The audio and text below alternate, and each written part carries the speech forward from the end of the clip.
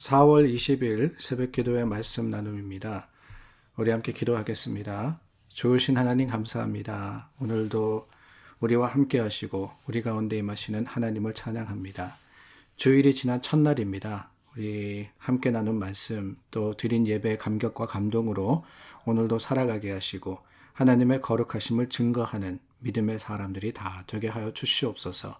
예수님 이름으로 기도드립니다. 아멘. 찬송가 160장 찬송가 160장 찬양하신 후에 오늘 본문 말씀 에스겔 37장입니다. 에스겔 37장 1절서부터 14절 말씀 읽으시기 바랍니다. 오늘 본문은 저희가 3월 29일 주일에 나누었던 본문입니다. 에스겔 37장의 말씀을 가지고 우리가 주일 예배를 함께 드렸었는데요. 그 말씀을 다시 한번 오늘 새벽 기도의 말씀으로서 나누게 됩니다. 잘 아는 하나님의 영이 에스겔을 마른 뼈가 가득한 골짜기로 데려가시고 거기서 본 마른 뼈들이 살아나서 큰 군대를 이루는 환상을 통해서 하나님이 이스라엘을 회복하시겠다. 하나님께서 이스라엘을 다시 한번 하나님의 땅으로서 하나님의 백성으로서 회복시키시겠다 하는 약속을 또한 하나님의 선포의 말씀을 전해주십니다. 그런데 우리가 나누었지만은 오늘 말씀을 보면 참 재미있는 것이 하나님께서 에스겔을 데리고 가시고 그 골짜기의 뼈를 보게 하신 후에 질문을 던지십니다. 3절입니다. 인자야, 이 뼈들이 능히 살 수 있겠느냐? 이 뼈들이 능히 살 수 있겠느냐? 사실 마른 뼈라 그러지 않았습니까? 마른 뼈라 하는 것은 소망이 다 사라진 상태를 이야기합니다. 잠깐 그냥 기운이 없어가지고 죽은 듯 보이는 것도 아니고 이미 죽은 사람들이 그 피부와 또한 살이 다 썩고 난 다음에 뼈도 시간이 지나서 말라 비틀어진, 그러니까 거기에 아무것도 남아있는 것이 없는, 도무지 소망이라고는 도무지 희망이라고는 없는 상태가 바로 마른 뼈의 상태입니다. 그래서 11절 말씀에 가니까 하나님께서 에스겔에게 말씀하시는데 우리의 뼈들이 말랐고 우리의 소망이 없어졌으니 우리는 다 멸절되었다라고 하더라는 거예요. 이스라엘 백성들이 우리 뼈가 말랐고 소망이 없어졌기 때문에 멸절되었다. 다 죽었다는 겁니다. 끝이 났다는 겁니다. 도무지 상황이 회복될 수 없는, 참으로 돌이킬 수 없는 그런 순간에 이르렀다 하는 거죠. 사실 우리가 당하고 있는 현재 상황을 보더라도 그렇습니다. 코로나 바이러스의 사태가 언제 끝날지 모르겠어요. 5월 초 그랬었는데 이제는 5월 15일까지 뉴욕과 뉴저지는 학교도 문을 열지 않고 이제 상황을 지켜본다 그러죠.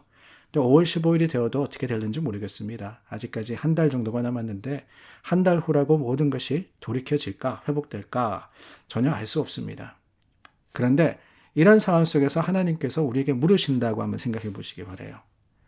인자야, 아무개야, 능히 살 수 있겠냐? 능히 회복될 수 있겠냐? 아마 그러지 못할 것 같습니다. 라는 생각이 더 금방 들 것 같습니다. 에스겔도 그랬던 것 같아요. 3절 말씀해 보니까 그 하나님의 질문에 뭐라고 대답하느냐? 주 여호와여 주께서 아시나이다. 주 여호와여 주께서 아시나이다. 은근슬쩍 피한 거죠. 이렇습니다. 저렇습니다. 대답하기에는 자신이 없을 뿐더러 사실 마른 뼈가 살아날 수 있습니다. 누가 아멘 그러겠어요. 그런데 하나님이 물으시니까 도무지 가능성이 없습니다 하기는 미안하고 죄송하고 그래서 주께서 아시나이다 그랬던 것이 아닌가 하는 생각이 듭니다. 그런데 하나님께서 에스겔에게 계속 말씀하십니다. 이 뼈들에 대언하여서 이르라. 이 뼈들에게 명령하라. 여호와의 말씀을 들으라 라고 하라는 거예요. 얼마나 황당합니까? 얼마나 황당합니까? 이 뼈들에게 말씀하시기를 생기를 너희에게 들어가게 하리니 너희가 살아나리라. 너희가 살아나리라. 너희가 살아나리라 하는 말씀을 한 번 하시는 것도 아닙니다. 5절 말씀, 6절 말씀 계속해서 너희가 살아나리라 라고 하시는데 이 말씀을 에스겔에게 뭐라고 하셨다고요? 대언하라고 말씀하시는 거예요. 대언하라고. 누구에게 대언합니까?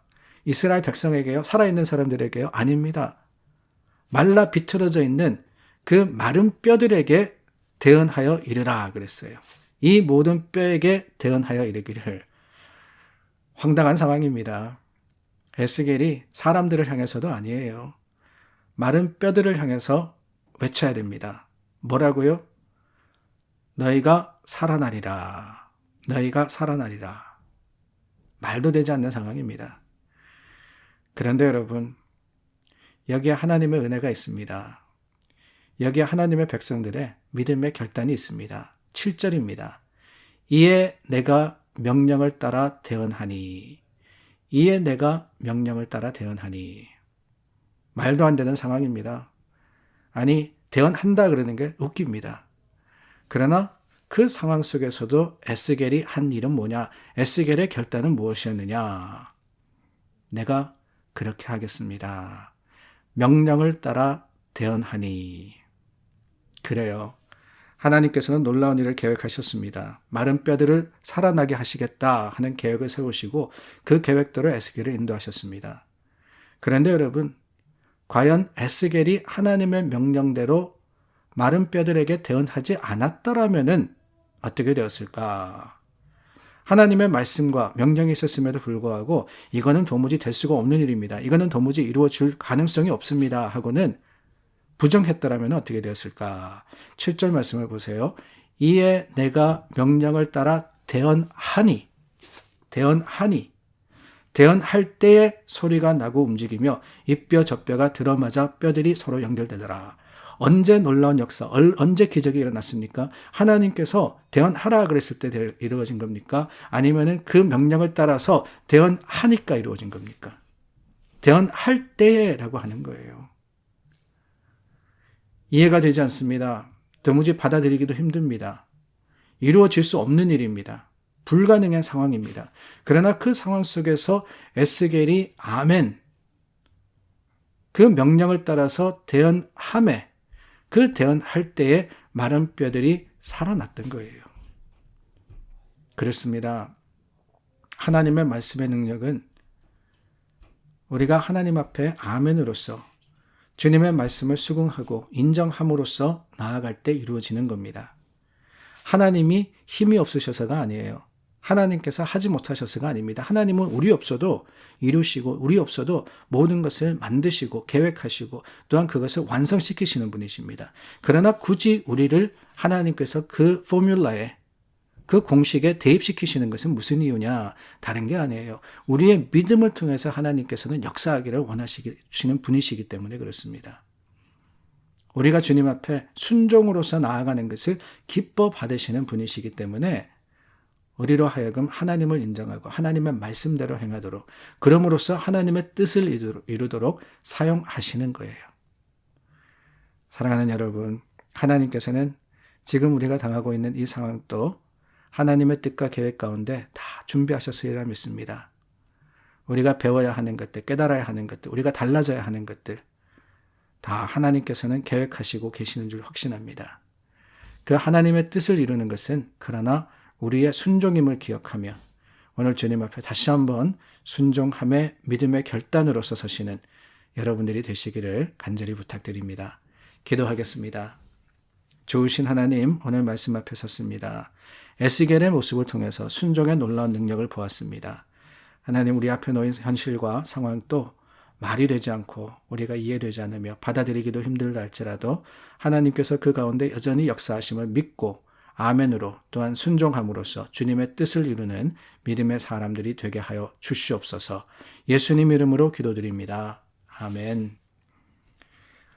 오늘도 우리에게 맡겨주신 사명이 있습니다. 기도의 사명입니다. 말씀 전파의 사명입니다. 또한 하나님께서 우리에게 허락하여 주신 놀라운 참 주님의 주시는 은혜의 아름다운 전파의 능력입니다. 서로를 위해서 기도해 주시기를 부탁을 드리고요. 특별히 코로나 이 코비드-19으로 인하여서 참으로 상처 입은 많은 영혼들이 있습니다.